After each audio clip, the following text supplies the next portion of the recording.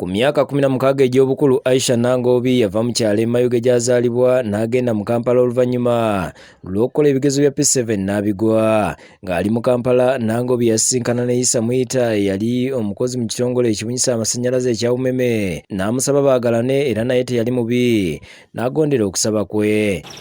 Nasooka nenzala first born wange, namuzaalira waabwe gye bamuzaala mu kyalo.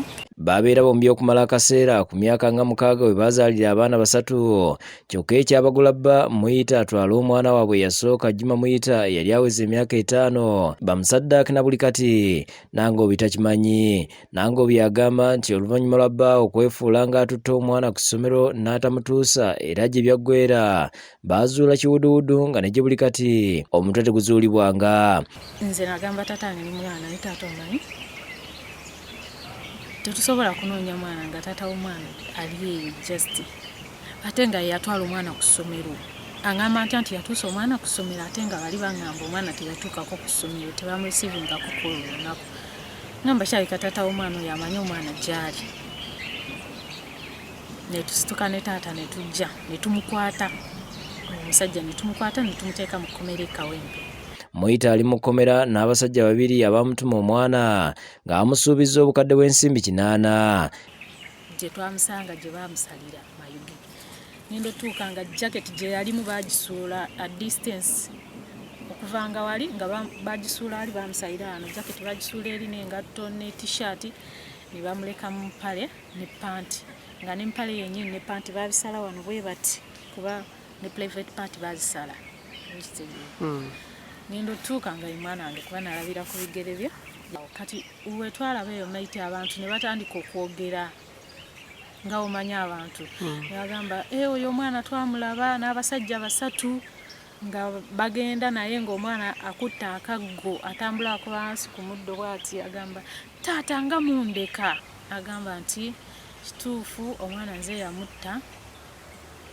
yamutwala ne bamutta era bamusala wembi. Era n'ayogera ne banne abamukutuma omwana ne bamubuuza nti kiki kyasinzira ku kintu bansuubiza miliyoni 8 ogw'omutwe gwo. Tetwagulaba era sisuubira nti ndigulaba mbanga eriiseewa. Ye Nangoobi wakati mu kaweefube w'okunoonya abatemu yakwatagana n'ab'ekitongole kya Kyampisi Child Care Ministries ekisangibwa ku kyalo Kyampisi mu disitulikiti y'e Mukono abaamuyamba okumubudaabuda n'okumuwa obuyambi n'abaana be. Embeera n'ekino ekitongole simbi kuba be bantu abalumirwa omutwe, be bantu abamanya nti gundi ali mu bulumi ne basalawo okujja okulwanyisa obwo obulumi bw'oba olimu osobola okuba nti obivaamu ky'obeerabira. Nangoobi yaddayo n'asoma era omwaka oguwedde yatuula ebigezo bya P7 nga yayise n'obubonero 20 ng'ali mu 2nd grade. Nsalawo okuddayo ku ssomero nakoze P7 yange. Nayise bulungi kuba nafunye 2nd grade. Ono agamba nti okusoma tagenda kukomya wano kuba aluubirira kufuuka musawo nga kino kye kyali ekirooto kye wadde nga yali akitemeddeko ettaka. Nze nga nze omuntu namusonyiwa byonna nabirekera Katonda. Kati ye naye alina okulwana n'omugugu gwe ngayo omuntu already yakimanya dda nti yakola ensobi yeesibyali. Twogeddeko ne Peter Sewakirya ng'akulira Kyampisi Child Care Ministries n'alaga nti baliko abazadde b'abaana bangi abasaddaakiddwa be bakolamu omulimu okulaba nga bava mu kwekubagiza baddemu okufuna obulamu obujja. Era kitutte ebbanga kuba buli bwe twayogeranga ku nsonga ezo ng'akaaba bukaabi nga talina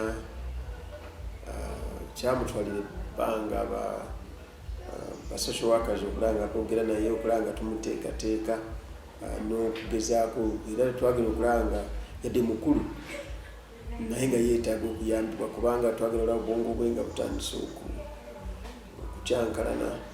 Omu ku basomesa ba Nangoobi Lilian Nanyombi ku ssomero lya Rock Hill Christian Primary School era ery'ekitongole kino amwogeddeko n'agamba nti wakati mu kuba nti yayita mu buzibu ng'ate muzadde yaguma n'asoma n'abaana kumpi bazaala era basanyufu nti yayise.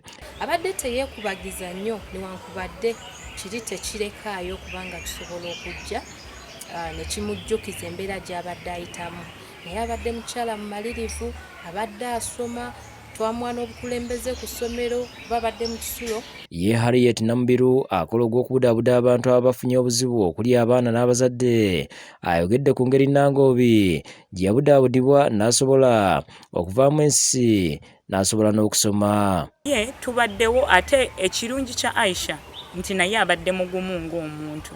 Kakati ekituwadde nnyo buzibu kugamba nti oba ogenda kukola kino oba kiri, twogedde naye kuba naye abadde acceptive. Henry Nsubuga yakusakidde eggulu lino.